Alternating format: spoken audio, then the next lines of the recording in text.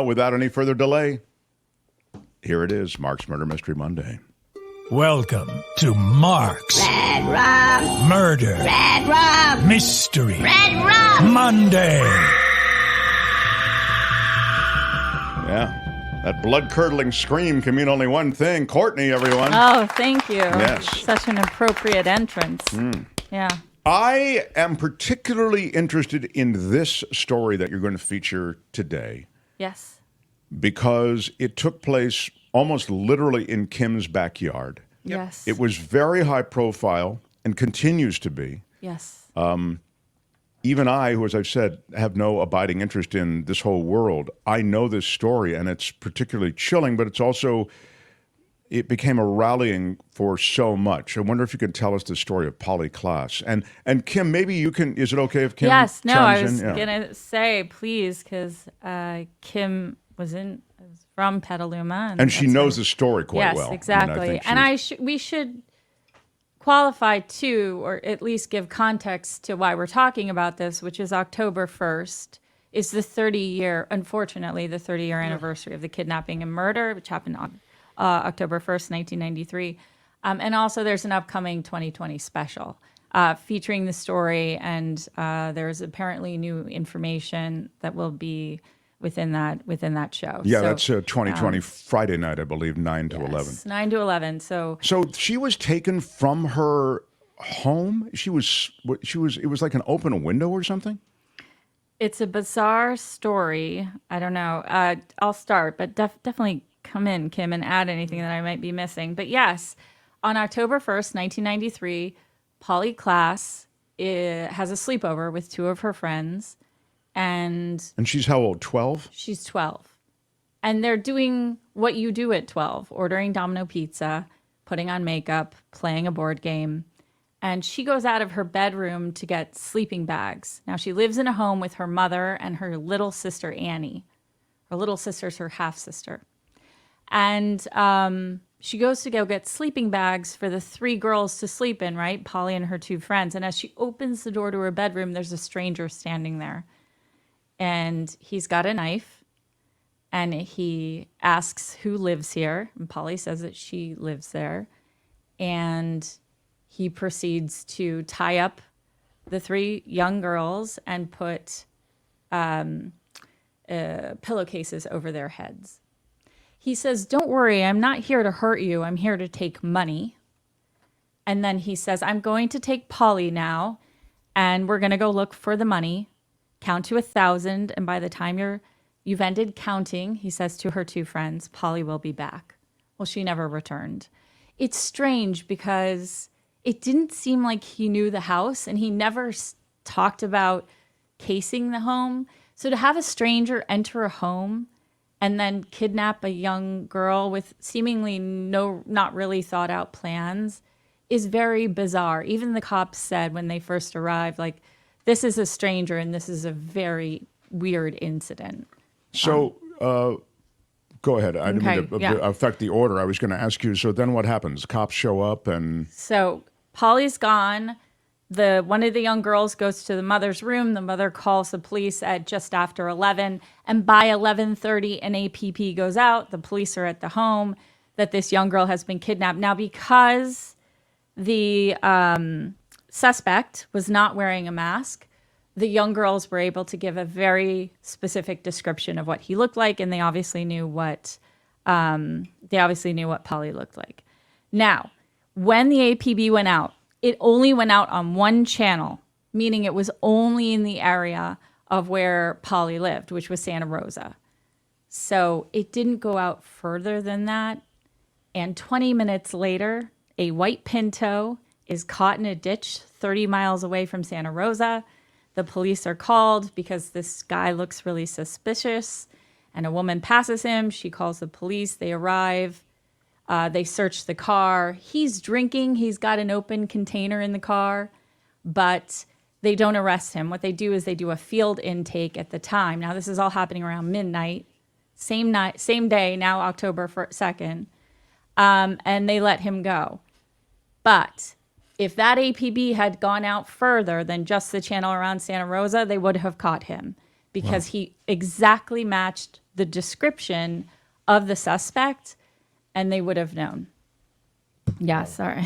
Wow, that's a real. That's and a Kim, really. I don't know if I'm missing anything. So we've No, gone you got through. it. You got done pretty well. I will tell you this. This happened less. It's so emotional. This story is really what pulled me into news and gave me a passion for wow. news. This story happened. This happened less than a mile from my house. I drive by Polly Klaas's house that you just showed. I try not to drive by, but probably at least once a week I end up driving down that street. I'm so affected by what happened here in this community. This is supposed to be a wonderful place to raise your kids for family. And this little girl, this beautiful child, plucked out of her home in the middle of the night. I was at the Polly Klaas Center while she was missing, putting flyers and envelopes to mail out. And my family every year has a picture of Polly Klaas on our Christmas tree so that we don't forget her. Wow. Wow. It's I'm it's so it's sorry. really hard to see this 30 years from this, and to know that she was it was so close that that maybe she would have been found alive. Maybe this would have been different. It could have turned out differently. Yeah, This is the one story that I have a hard time with the death penalty, but this is that one story where I'm like, oh no, this is the guy that deserves it. Well, it did actually lead, I think, to some changes in legislation. We'll get to Yeah, that. we'll get to that. But this is a really important point, and I guess Kim just touched on it as well, that APB, the decision to keep it so limited, it's sort of, what did the cops later say about that? That's protocol, or that's what we normally do, or? I've heard different reporting, and Kim can also contribute to this, but from what I heard, that was protocol, but also they were trying to limit the distribution of the information because the press listens to certain fields and channels. And so to limit that, they put it only on channel 1, but channel 3 would have gone to the surrounding areas. So those officers that were in front of Richard Allen Davis, who is a suspect and eventually was found guilty of her murder, he admitted to the murder. We would have had him, and they would have been able to arrest him. How soon after this did he become a suspect? That's a good question. Were they quick? Did they quickly close on this guy? It's all relative, but within 2 months he was arrested and he admitted to it. So what happened is they let him go the night of, now it's October 2nd in the very early hours of the morning.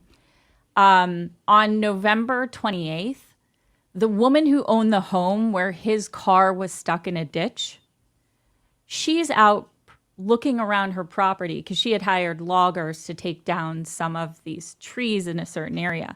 And during that surveillance of the area, she found items that would have belonged to Polly, that did belong to Polly. There was blood on those items, including ballet tights. Oh. And so she calls the police. And the police go and they find the items, and they now have this field intake for Richard Allen Davis. Apparently, they were able to match some of the items to Polly, definitely the ballet tights, because they had the same ballet tights from her house that they had taken as evidence the night of the kidnapping.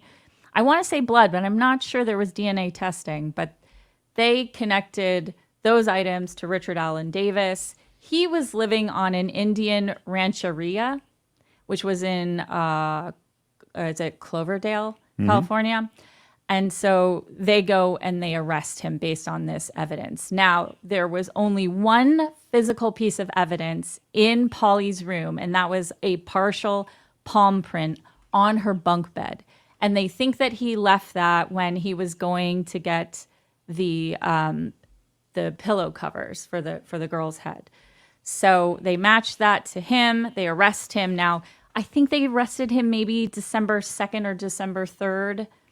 And by December 4th, he admitted to kidnapping and murdering Polly Klaas. He says he did not sexually assault her, and actually goes so far as to say that, which we all know is false, Polly's last words were about her father molesting her. It was just very sick that this man would take this young girl, and it's then about the most evil thing you distort can that say. and yeah. put it onto the father. Exactly. I mean, just given how horrifying the entire thing is. Yeah, I remember that for just as an awful.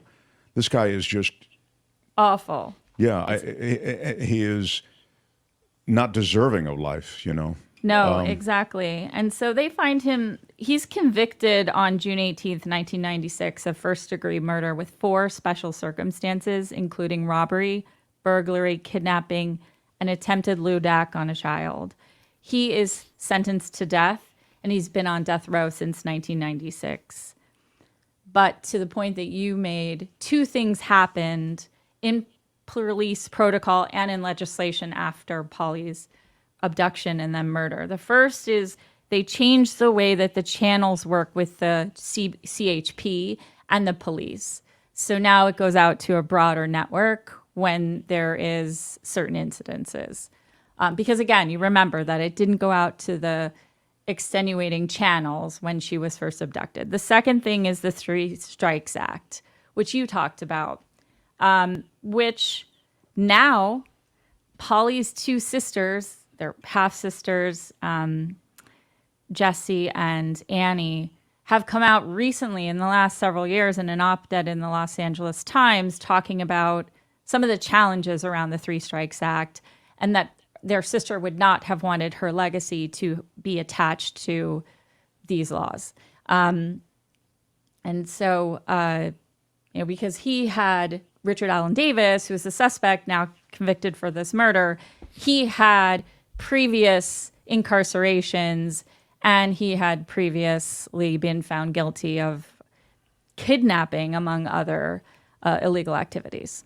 And now, who are the people we're seeing again? Those are The 2 Polly's sisters. Yeah.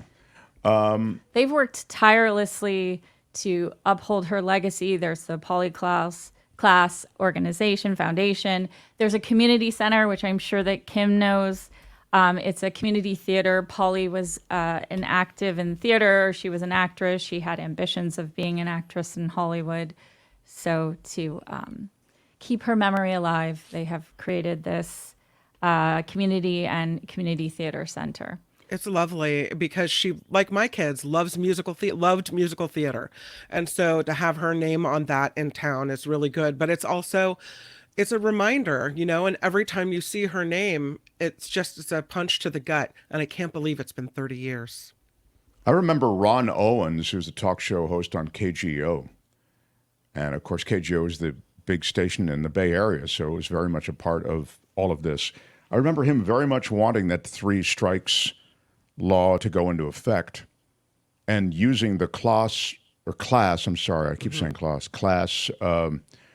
case as a lever to make that argument. Later, he told me he felt that it didn't achieve what he'd hoped it would, that it was a mistake. But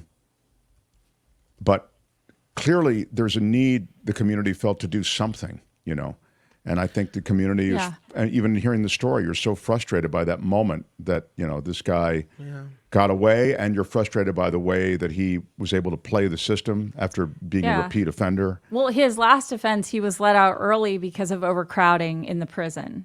I mean, and they, I don't know what the word is, they mixed up 2 of the numbers on his driver's license. Transpose them, the police, when they had him in that sort of field intake.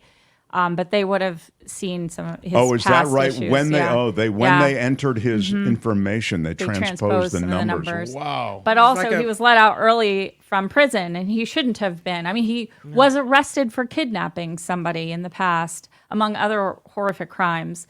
But to the point that you're making, the sisters have been very vocal about 3 strikes also affecting people with crimes that aren't necessarily potentially harmful to others. They're not the only ones. I just want to say, Courtney, because her dad, Mark, has been, ever since this happened to his daughter, worked tirelessly as an advocate for missing children. So he has now spent his life working to help find kids and being a spokesperson for the victims in these cases and their families. Yes, just right. And he's been super high profile. Yes. It's not a good, but it's a segue to something that I did want to mention was when Robin Williams died, Mark Klaas wrote a really interesting piece about Robin Williams and just how much Robin Williams had given to the young girls. So Polly's two friends and Polly's sister. He met with them. He gave them signed copies of Mrs. Doubtfire's scripts. He spent time with them to make sure that he could try to bring a little bit of joy to their completely traumatized young lives. And he donated $10,000. And he acted as the MC at a fundraising event for her organization, all without any public recognition. And just that he was so kind in what he did to support the family. So, No. 30 years. Well, I was on a committee to raise funds at the time of her abduction. Such a sad memory, says Jerry. Yeah, really tough one for this community. Many residents of the community are viewers of this show. So I'm curious to see what 2020 has. That's additional. So 2020 has a special this Friday. So we'll hope to learn something. Or I think this story being told is an important one too. So, Courtney, sad on this coming anniversary of the Polly Klaas abduction and murder, but really appreciate you telling the story and spending some time with us this morning. Thank you Courtney. for having me. It's Courtney, everybody. Thank you. Yeah, Yes. That's Mark's Murder Mystery Monday for today. Mark's Murder Mystery Monday on The Mark Thompson Show. Hi, it's Mark, and I thought that was great. Hit the notification bell. You'll know whenever there's a new video being dropped, and please subscribe to our channel to help us save the universe.